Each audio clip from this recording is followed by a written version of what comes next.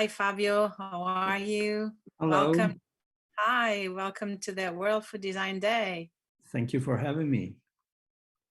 Thank you for collaborating. It's very inspiring having you here.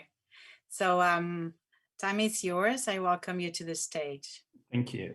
I'll start by sharing my screen.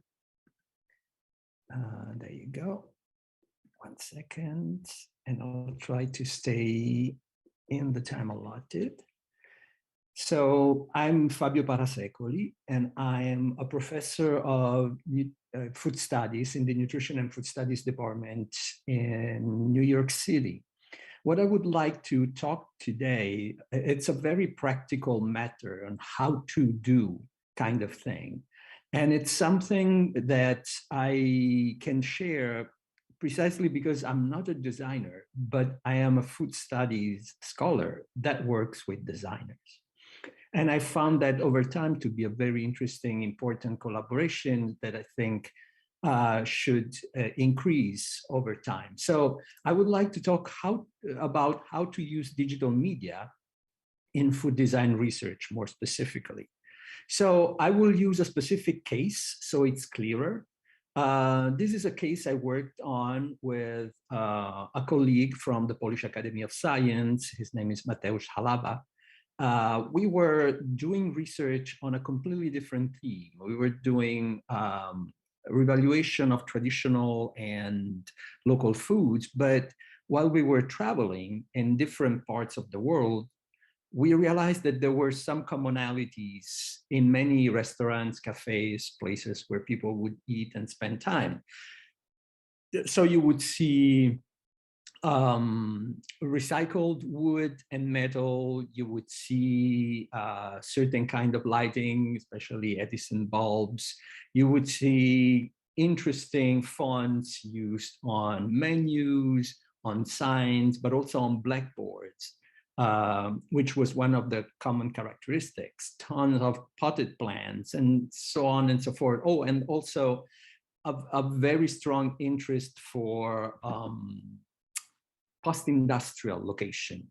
So either emptied out places, building that allowed people to rebuild something inside, or places that still had some sort of productive function. Sometimes it could be, I don't know, a motorbike repair shop. It can be a bicycle renting shop and so on and so forth. So we figured out that we were onto something because we saw these kind of characteristics places as far as Warsaw, Rome, Calicut, Bogota. And so we came up with this idea of global Brooklyn, not because these characteristics are specific to Brooklyn, but because most people around the world mentioned it as something that they've seen in Brooklyn or it's inspired in Brooklyn. We don't believe that's the case because this is a style that developed from many parts of the world. But anyway, we decided that we wanted to look at this more closely. So what we did first, we wrote an essay that we published on a journal where we also expanded the connection between the design elements with service elements, with the flavors and the kind of products that were offered in these restaurants and cafes. But that was the first step of the research. So the article was not the goal. What we did, we shared this article with other researchers, media people, designers, entrepreneurs, activists around the world, asking them if they wanted to help us see if this phenomenon was actually global, what were the different expressions, the different characteristics around the world. And so we ended up with this project that then became a book called Global Brooklyn, Designing Food Experiences in World Cities. And you can see from the map how varied the contributions are. Not only in location, but also because all these people have really different backgrounds. We really wanted that to get a multiplicity of voices. So this was already an interesting approach to design research, because we had already shared sort of the task of looking at a specific set of design characteristics around food. We wanted to understand the experience that people had in those kind of places. And so design was really core to this. So the research, global research, was already an interesting element. But since this is design, we were really interested in the materiality, in the quality of things. So we decided to use digital media to get another layer in this research. And we did it in two ways. First of all, briefly, images are not new in research. They're being used in food research to learn more about, for instance, technology, how objects participate in the production of food. They've been used to understand interior design, architecture. So that part is not new, but usually there were, images produced for all sorts of reasons, and a researcher interpreting them. So it was material that was found and used for research. Here we're talking about something else. Here, the researcher is not just a consumer of images, but it's also a co-producer. And that's something that the researchers share with the general culture of social media. As you can see in these pictures, very often when we go to a place or eat something new, we'd like to take a picture of ourselves with that food. Not only that, designers, chefs, object designers, industrial designers, sometimes already think about their product as something that can be Instagrammed. So they think about the aesthetics of it as a very important part of their brand, of their production, of their activities. The image of the truck on the right makes it very clear. It's a very strong brand. It clearly says what it is about, but as you can see above the wheel, there's the Instagram, Twitter accounts. So immediately they know that their work will be shared on social media. So this is a big difference for researchers than what the material that they were working with before, because this is a material made on purpose and very often is staged. Very often, you want to look good, you want to show how cosmopolitan you are, how many new places you know, and so on and so forth. That said, we launched an hashtag Global Brooklyn, first with our students. At the time I was teaching a class, and one of the exercises was a digital ethnography. So I asked students in New York, I teach in New York, to go around, take pictures of places that more or less responded to the set of characteristics we had identified. And we asked them to post them on Instagram just with the hashtag Global Brooklyn. So this was the beginning of the crowdsourcing of the visual research through digital media. After a while, we started seeing more and more images being available for us to study. But this was specific to New York. We wanted to do something larger. So what we did, and that's the second part of the research, we created, we planned for a big sort of repository of image, a gallery. We asked all the participants in the future book not only to write something, but also to take pictures or share pictures from others about the places that they were looking at. So we did create this gallery, we put it online, and then, through our connections, people we knew, we asked people to contribute.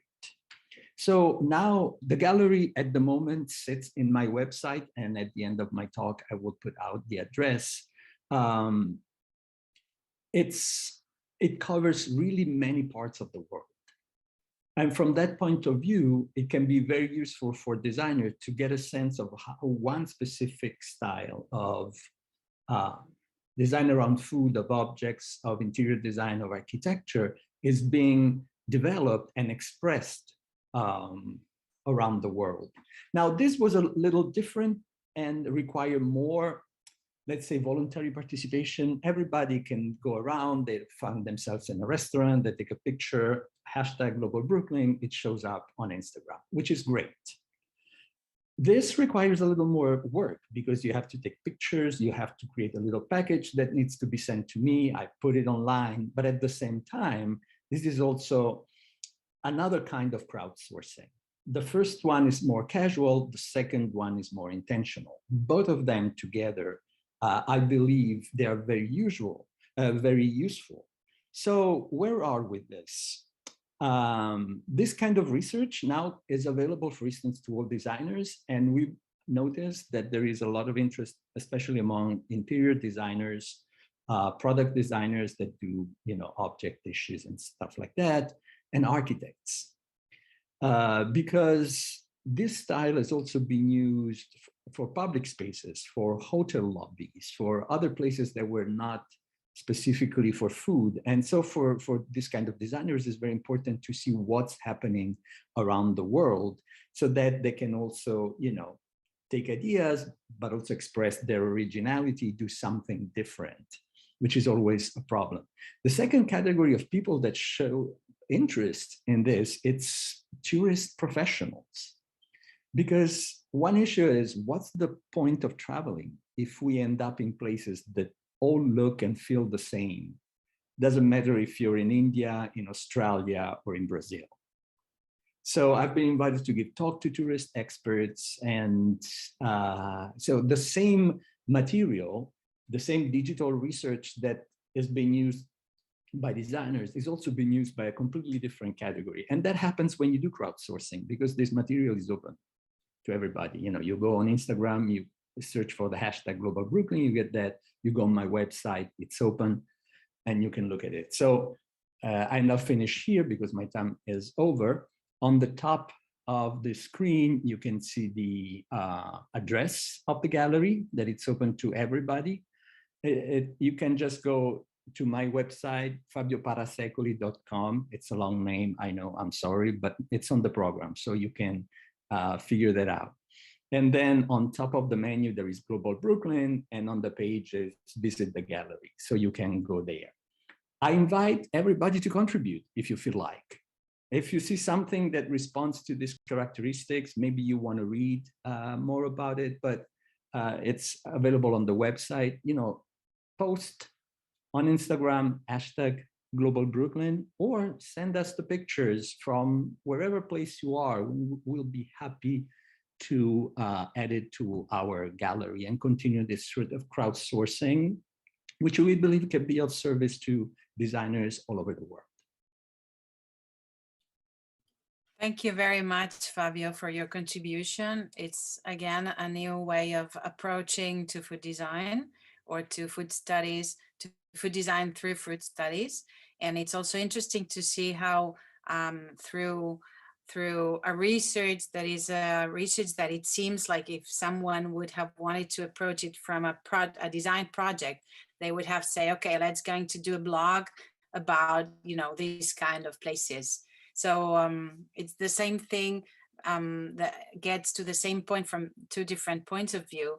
And it's really amazing. So thank you very much for your contribution and for being near Fork. Thank you very much for all your help that brought us to do things like this. And we will be in touch.